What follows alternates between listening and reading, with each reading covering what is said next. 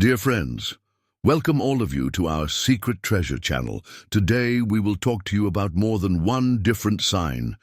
We will try to examine many signs from you. We will analyze these signs together.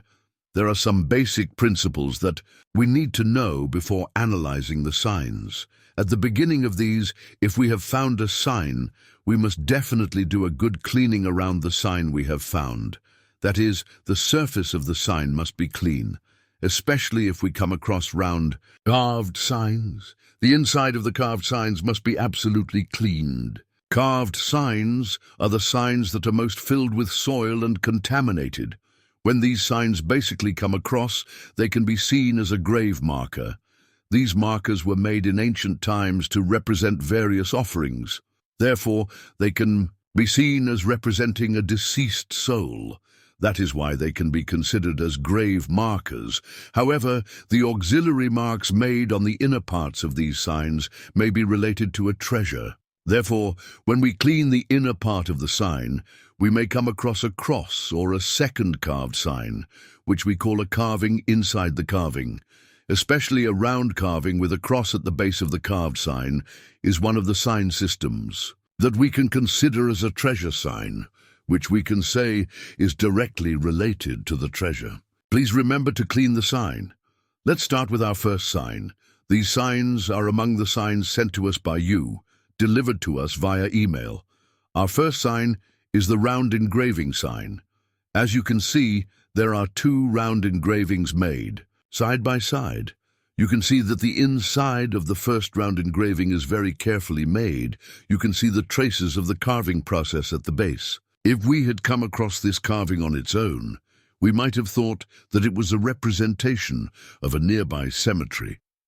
But right next to it, you can see a second carving of a smaller size and a more regular shape. If there are no other markings around except these two markings, then this marking and the round carving next to it are not related to the treasure. It is not a treasure marking, it is a grave marker. So when we see this sign, if there is no other sign around it, there is no point in looking for treasure. But as you can see in the image, in the part where this sign system is, if we come across a different sign in our search around, if we come across a sign that we can call an auxiliary sign, the sign system ceases to be a grave sign, a treasure. So, this auxiliary sign, where should we drive? For this, you see the round carving. You see the small carving right next to the round carving. Let's step from the round carving to the small carving. Small carving markings are smaller in size and are generally seen more as directional signs. Small carved signs made next to such carvings are also considered as directional signs. Let's draw a virtual line through the small round carving here and start walking on this line.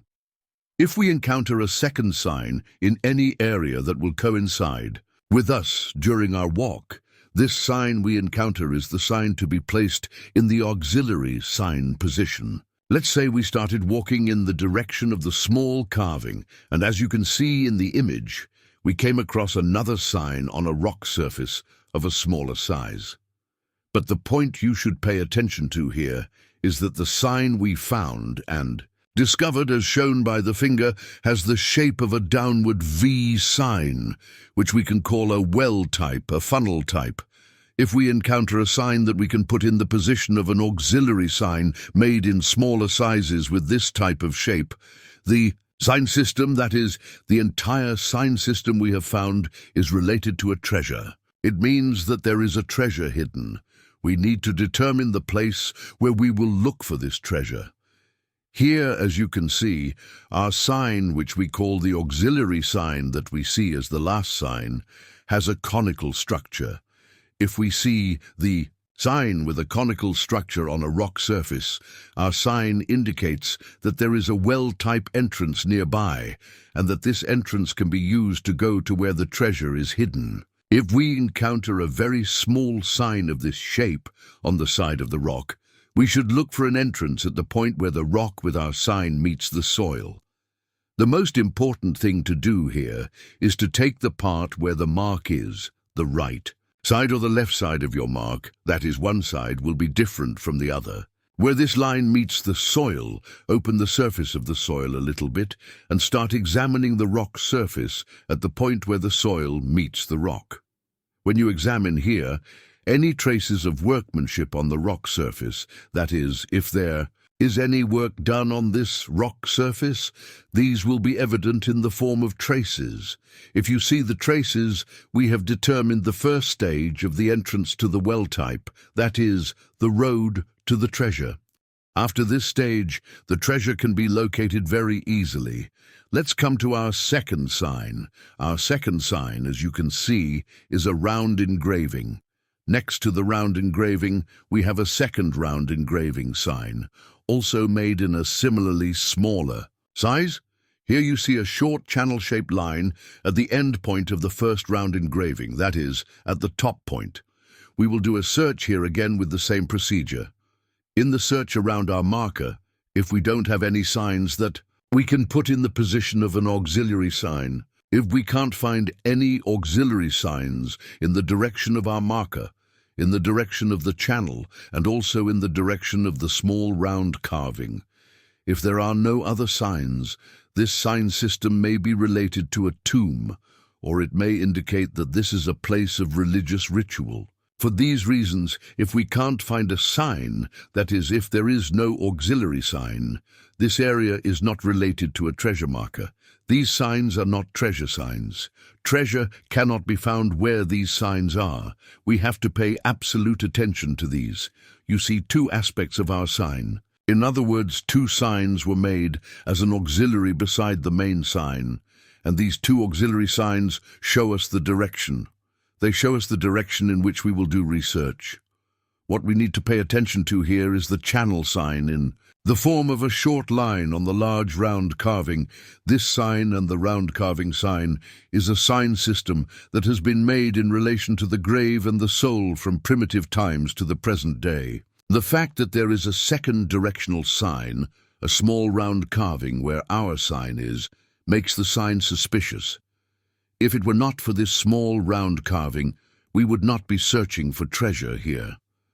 We start the search again by drawing a straight line in the direction of the small round carving. In the direction of this search, we try to find another auxiliary sign. The auxiliary sign we will find may be the last point, that is, the sign made to show us a point close to the treasure. In the direction we are going, that is, in the direction we continue to search, there are stones whose color is not normal, made differently from the stones around. For example, there are many white stones around, and among the white stones you have a black stone, and the black stone coincides with you in the direction you are going. The first thing you need to do is to go immediately to the black stone and see if there are any markings on the stone.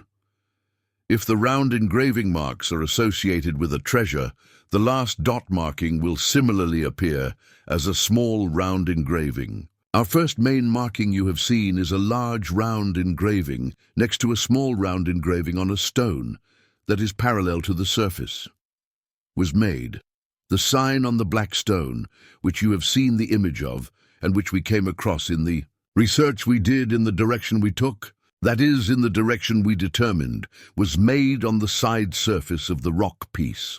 After we found the sign we saw on the side surface here, we should not start doing research around it immediately or fall into the misconception of looking for treasure under the rock. What should be done here is that if there is a treasure sign on the side surface of the rock, if this sign is in the form of a small round carving sign, the carving sign should be evaluated as an eye sign. So the sign here is designed to look at another point. Therefore, we need to think as if we have an eye here, and when we look from here, we need to determine what we see first, When we have determined that, we start from our sign, and we come to the point, and that is where the treasure is for us. That is where we do the research. Let's start with our third sign. Our sign here is a foot sign. Foot signs, similar to round carving signs. In their singular meaning, if they appear in the singular, they can be considered to be made in reference to a religious belief. In this sense, foot signs, or round carving, Signs are among the signs that should be well examined.